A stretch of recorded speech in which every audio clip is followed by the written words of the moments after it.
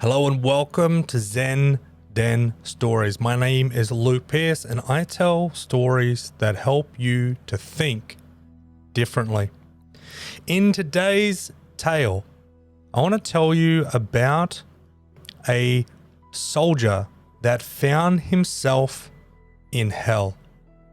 This is a very, very powerful story, and it personally helped me change the way that I think, feel, and act. Now, when I was 17, or pretty much all my life, I've always been fascinated with soldiers and the military because as a young boy, it's just really cool. You've got army men, you play with your little action man, all these sorts of things. And as you grow up, it starts to get more of a reality that the toys are very, very different than the actual real thing. And I remember when I was 17, this was the very first actual book that I ever read in my whole entire life. Growing up through school, I was definitely not a reader, and I was always the sort of kid that when asked to read, I would get anxiety. I'd feel like I just wanted to drop dead and curl up on the floor and just not be seen at all. But I remember picking up this book. Someone said, "Hey, you've got to read this book called Bravo 20." Now, for some people listening, maybe you've read it, maybe you've watched the movie. It's pretty old school, but still very, very powerful. The rundown on the book is it is about a group of soldiers. They were in the SAS and they got dropped behind enemy lines. They had to do the mission, complete the mission, do whatever it is that they had to do, and then get out of there safe. But what ended up happening was the mission went south very, very quickly, and they had to split up, and a few of them got, captured, and one evaded capture, and he had to walk 300 miles across the border to Syria in order to seek safety. And one of the other guys, he actually got captured, and they kept him as a prisoner of war and did all these sorts of just really brutal things to him. And it was such a beautiful story about the strength of the human spirit, like what these men, and not only men, but what their wives went through in this time just must have been absolutely horrific. So if you ever want a really good story, whether you're into the whole military, shoot 'em up side of things or not, if you read that book, Bravo 20, or you watch the old school movie, I can guarantee you that you are going to get many, many life lessons out of it. So obviously after reading that book, I started to really dive into all things military with other stories and other movies and all these sorts of things. And I got onto the Navy SEALs. As you would know, and if you did not know, the Navy SEALs and the SAS as, some of, if not the most top elite, special forces and soldiers on the planet. And what they can do is it's just absolutely fascinating.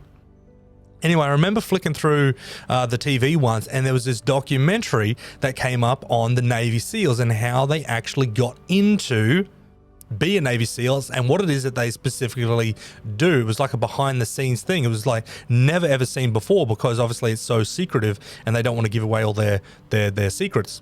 So this is really fascinating. It got my attention so much. And, not only did I watch and listen to the whole thing, but I was hooked on it from that moment onwards.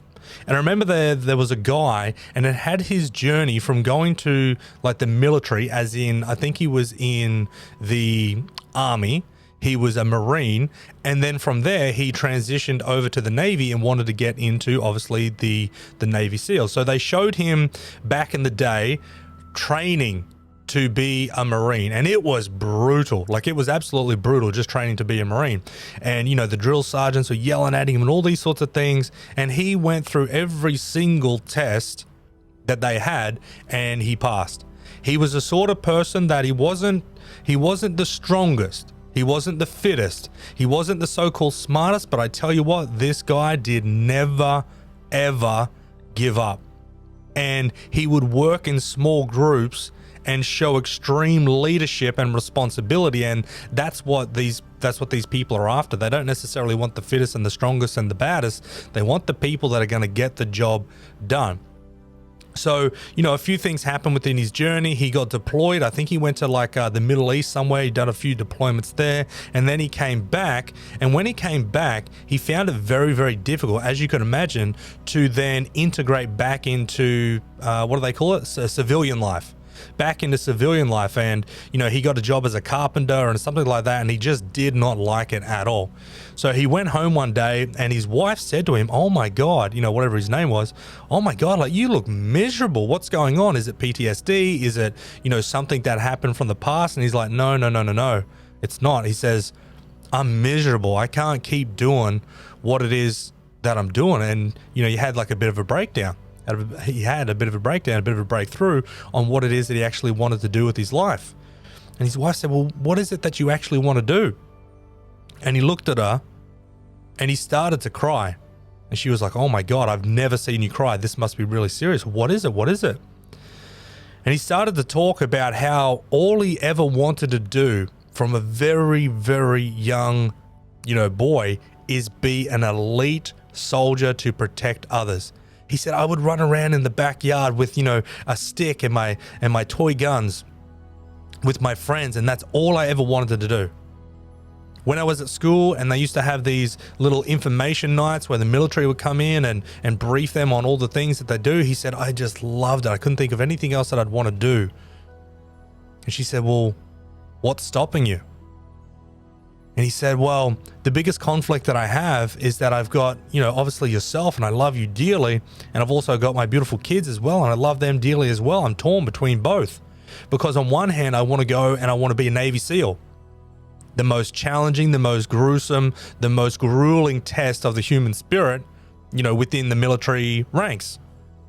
And on the other hand, I want to be a great dad. I want to be here for you. I want to support you. I want to love our children. I want to see them grow up. And obviously being in the Navy SEALs or being a Navy SEALs, you just never know really what's going to happen. You never know when you're going to be deployed. You never know if you're going to be coming back because they don't send the Navy SEALs in to do the work of the Marines.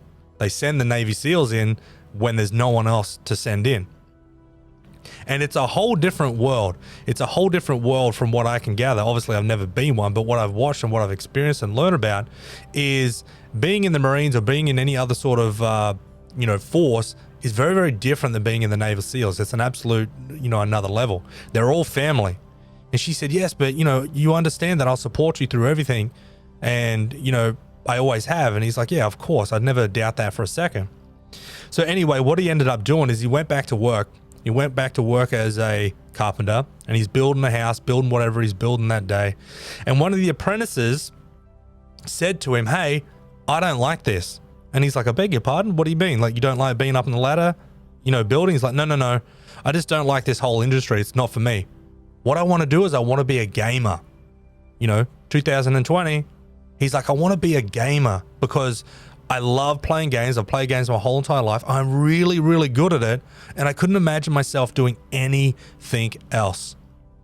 And the advice that man gave that apprentice was hang your tools up right now and go and do it.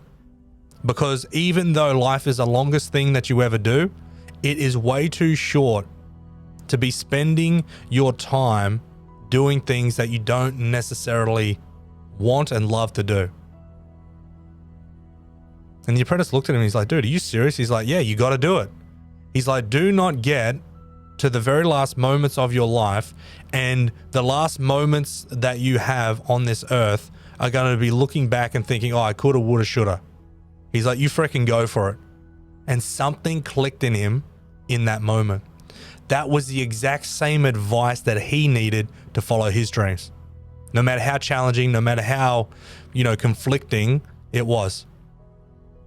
In that moment, the apprentice looked at him, he looked at the apprentice looked back at him, he's like, dude, are we quitting? Is this the end? Are we stepping on different timelines? Are we going to go and do different things? He's like, yeah, we're doing it now. He's like, I'll do it if you do it. And they agreed to both do it. And it was a really cool thing. So what ended up happening is they both hung up their tools and they said, look, we're quitting, all these sorts of things. And then it jump cut, then it fast forwarded until when he went home. He went home and he opened up the door and he started telling his wife, he's like, you know, my love, this is what I'm going to do. I'm going to join the Navy SEALs. I'm going to do everything it is I want to do because that's my dream. That's my dream. And she said, you know, babe, I want you to do it. And we're here. I'm here. The kids are here to support you 150,000%. Let's rock and roll. So he had some connections within the military, right? So he pulled some strings and he found that the training was coming up in another 3 months. So he had 12 weeks to prepare for it. Now, he was a fit guy. He'd been doing this for a very long time. He knew what was going down. He knew how to train for it. And he got the specifications of, you know, the training specifically of what they would be doing. And he set out 12 weeks. Training, 3, 4, 5 times a day, running, sprinting, push-ups, pull-ups, all the things, swimming, deadlifts, and just put his body through the absolute ringer. And over those 12 weeks, never, ever, ever, not even once did he ever doubt himself. His wife and his kids never doubted himself. Everyone prepared his food, made sure he was getting enough rest, you know, gave his feet a massage at night, all these sorts of things. And it was really beautiful to watch someone follow their dreams. It was really amazing to experience someone going after what it is that they really wanted, especially when he wanted this for so freaking long. It was very humbling. So, you know, as you could imagine, I got more and more engaged within, and I started to think about myself, man, what is it that I want to do? Because this is very inspiring. And that was really cool, because that's one of the main reasons why you listen to, you know, stories like this, or why you read books or you watch programs, because they're inspiring, they're valuable, they're entertaining at sometimes.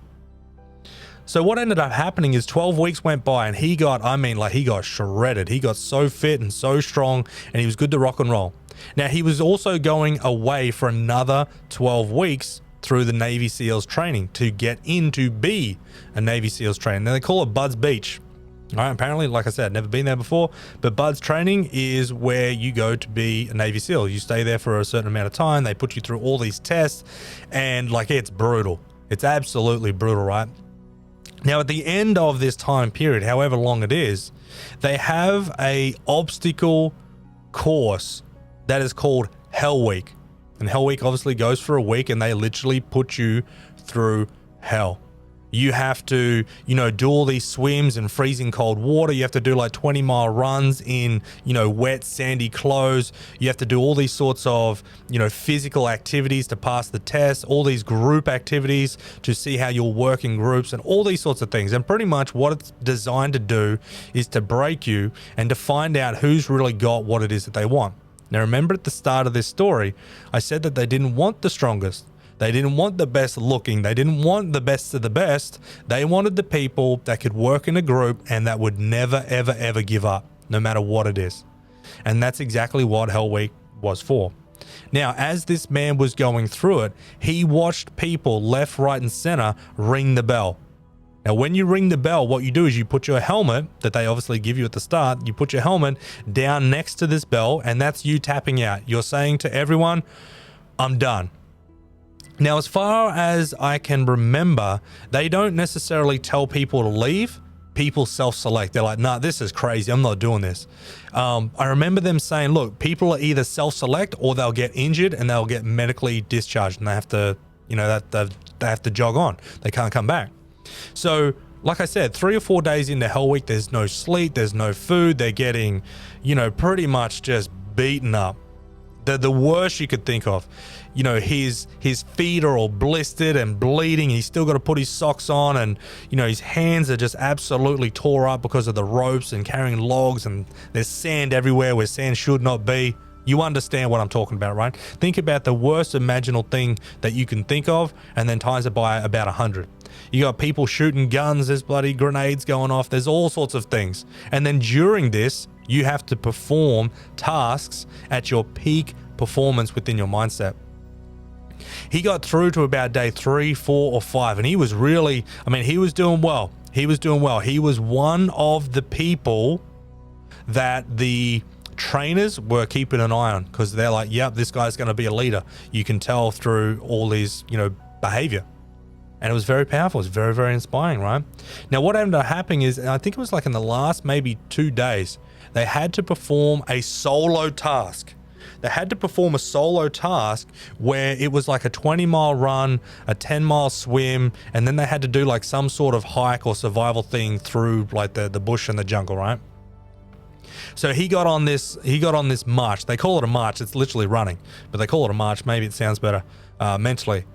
20 miles. That's a very, very long way in the sand, soft sand, after being wet. Here he goes, jogging on, jogging on, jogging on. And he said to himself, all I want to tell myself is keep going, keep going, keep going, keep going. And when it got really, really tough, he started to think about his kids, because he was not only doing it for himself, but he found out, and he always knew this, but he really wanted to inspire his kids to do great things. He wanted to inspire his kids to go and live their dream and do whatever it is that they wanted to do. Once again, that's a very noble thing as a husband and a father. 19 miles goes by and he's still jogging. It's pitch black at night and he's in the absolute hurt locker and he's not even halfway through. He starts thinking about his kids, he starts thinking about his wife, and all he can hear in his mind is keep going, keep going, keep going, keep going. But now it's taking on different tones of the inner voice. It's taking on the tone of his young kids. It's taking on the tone of his wife. And that really motivates him and gets him going. But then there's also the flip side of the coin. It's taken on voices of people that maybe brought him down in the past. And they're saying, you're stupid, you're shit, you're not going to do this. You're never going to win. You're never going to complete this. And he's having this internal battle with inside himself. But obviously being elite, soldier, he keeps on keeping on. Nothing's going to stop this guy. He keeps saying to the cameraman, because there's people following him. There's people following him in trucks and boats and all these sorts of things. And he's like, look, they're going to either have to cart me out here in a body bag or I'm going to finish. They're my options. I was like, man, this guy is dedicated, right? That's commitment if I've ever seen it, felt it, and heard it. So now the 20 miles is done. He gets into the 10-mile swim. He's swimming. The good thing is this guy's been swimming his whole entire life. Smashes the swim. I mean, he's like damn near got hypothermia, but he smashes the swim. Now he's got to gear up. They've got, I think, a 40 kilos, something ridiculous. Gear up. He's got his weapons. He's got his ammo. He's got his food, rations, water, all these sort of things. And he's got this mission to get to the top of the mountain, top of the peak of this mountain. And there he's got to do something. I can't remember what it was, but it was some sort of mission. And it was a solo mission. So off he went through the jungle, through the bush. Now, the crazy thing is they actually had other trainers scattered through the bush, camouflage with weapons. I don't think it was live fire. Maybe it was live fire, but there was obviously people in there that if they saw them, they would shoot at them and they would be done. And if you failed, you failed, right? If you get shot, you're buggered. There's no coming back. So he went through and he started to see different things within the jungle. He started to hear different things within the jungle. And he said, you know what? If I relied on my actual reality senses, I would have gone crazy. But I relied on my intuition. I relied on that training within that said, hey, keep on going, keep down low. Now go slow. You're doing too much. Do less. Break. Rest here for a second when, maybe he heard like a sound. It's like, right, still. Find out what's going on in the area. And he got past all the way to the base of this mountain. And now he had to climb this freaking mountain, right? And the mountain was like rocky and it was shaly and it was all loose. And you couldn't be quiet on this mountain if you tried. And he did his very best.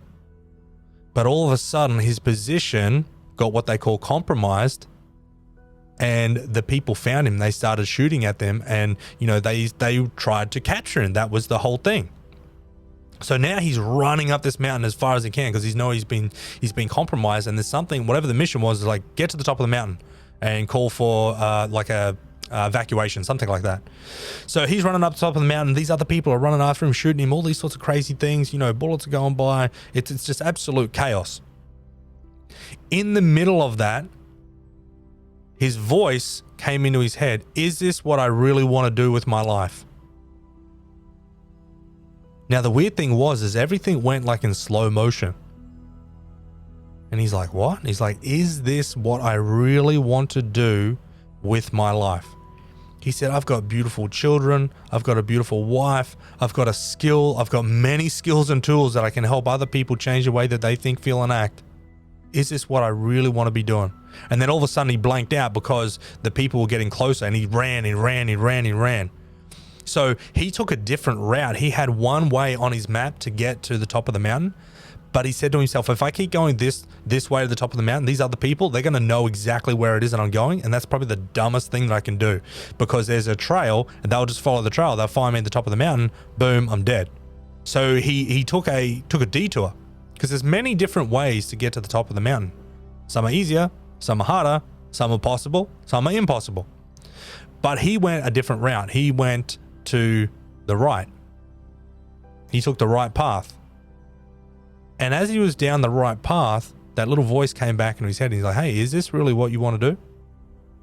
And he sat down to rest because his feet were busted up. You know, the enemy was right behind him. And he had a drink of water. And he sat down and he thought to himself, but this is my dream. And his intuition saying, yes, but were you in love with the dream? Or were you in love with the actual reality of the situation that we're in? Because your kids are at home, loving you and supporting you, but your kids are at home. You've got a beautiful wife that you want to spend the rest of your life with. And there's people right behind you. And if this was a real life situation, which this will be a real life situation, they would not be like, oh, tag, got you. They would either kill you or they would keep you as a prisoner of war, which is probably even worse. And he thought to himself there for a minute, he's like, oh my God, this whole time I've been in love with the dream and not necessarily the reality of it. And it's pretty crazy because like many different people do things for many different reasons. And that's okay. That's cool. So in that moment, he had a vision or a hallucination, because he was out of his mind, right? Probably had a hallucination more than anything of his kids and his wife. And they were saying, come on, daddy, you can do it. You can do it. And the wife is saying, come on, my love, keep going. You're not a quitter. And he freaking ran. And I mean sprint. He let go of his gear. He took his weapon and everything the absolute essentials. And he ran to the top of that mountain. He called for the helicopter evac. Got the helicopter evac out of there, and on that helicopter he made a decision. He made a decision that although this is something that he can definitely do, because it is what he has set his mind to, it's not necessarily the reality that he wanted. And the crazy thing is he went back to camp. He actually graduated from being like a Navy SEAL, and he went back home. He went back home and, you know, he saw his wife, saw his kids, and he went back to being a builder, but not for someone else. He went back to being a builder for himself because he loved to create. He loved to challenge himself. He loved to keep fit and active and all these sorts of things. And he put an ad in the paper because he needed a worker. And guess who filled the ad? It was the apprentice that he talked to all those years ago. And he said, man, I didn't know you were back in town. I sure as hell didn't know that you were back in the business. And he said, what are you doing? I thought you were going to go and be a gamer. He said, yeah, look, that was a dream of mine, but it wasn't necessarily the reality that I wanted. And the funny thing is the only way that you are going to find out what it is that you actually want to do within your life is if you go and do it. And I can guarantee you that the more things you do, the more things you're going to find out that you don't want to do. And that's a beautiful thing. That is a part of life 101. But if you never do it, you're never going to know. And if you never know what it is that you had the potential to do, then there's a very fair chance, my friends, that that's going to turn into regret. That's going to turn into pain and conflict, and it's going to fester and manifest within inside yourself in ways that you do not want. So it's really powerful because in that moment of my life, I was like, you know what? I want to be a Tony Robbins. I want to speak to tens of thousands of people and change the world and all these sorts of things. And that was a dream. That was the dream. Now, I'm not saying that I don't want that dream, although I don't need that dream to make me someone or something. And that's what this man was saying during this hell week.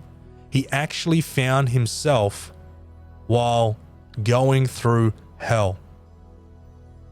And I just thought, oh my God, isn't that the way that life normally tends to unfold? We go through challenging times. We go through moments where we do not know if we're going to make it through or not. But no matter what happens, I can guarantee you, and I can promise you, you'll find more out about yourself than anything else. What more could someone want within a lifetime? Some people go through a lifetime and lifetimes, and they never find out who it is that they are. They never create who it is that they are. And I think what a way to live life, being someone that you're not, trying to do something that you don't necessarily want to do. And at the end of the day, people do whatever they want to do. It's their life. They can do whatever it is that they want. But for me personally, that's not what it is that I really want to sign up for. So after watching that documentary, I think I would have sat there for maybe like an hour, and I just contemplated all the things that I wanted to do within my life. And I was like, you know what, do I really want to be, talking to 10,000 people and doing all these sorts of things? I'm like, you know what, probably not. If it happens, oh my God, amazing. And when it happens, oh my God, that's amazing. But I don't need that to be who I am. I don't need that to fill a void within inside myself. And I tell you what, that was a lot of relief for myself, because when you make the connection that you are who you are and you're doing whatever it is that you're doing, and you don't need other things to be someone because you're already someone, you're you can just begin to breathe a little bit easier. And then, this is the beauty of it, then you can still do all these amazing, beautiful things within life. But you don't need to do them to be someone, because you're already someone doing the things. And those, my friends, are two very, very different worlds. So I suppose you could say that they lived happily ever after. Him and his little apprentice that was, no longer an apprentice anymore. They started to build beautiful homes for retired veterans and people that came back from warfare and all these sorts of things. And it was just a really amazing story how they turned, not only a dream of what was, but they turned a dream of what is into a reality. And they helped out so many people. They stayed fit and healthy. They did all the things that they wanted to do. And it was one hell of a road to get there. So I hope you enjoyed the story from the Zen Den today. And I hope you remember a lot of the learnings and lessons that you got out of this story. If you want to let me know about what it is that you got out of this story, I would love to hear from you. You can find me at www.selfmasterywithluke.com. You can get in contact with me on the social medias under Luke Pearce, and I would truly love to hear from you. So until next time, stay good and balanced at whatever it is that you're doing, and I'll talk to you very soon.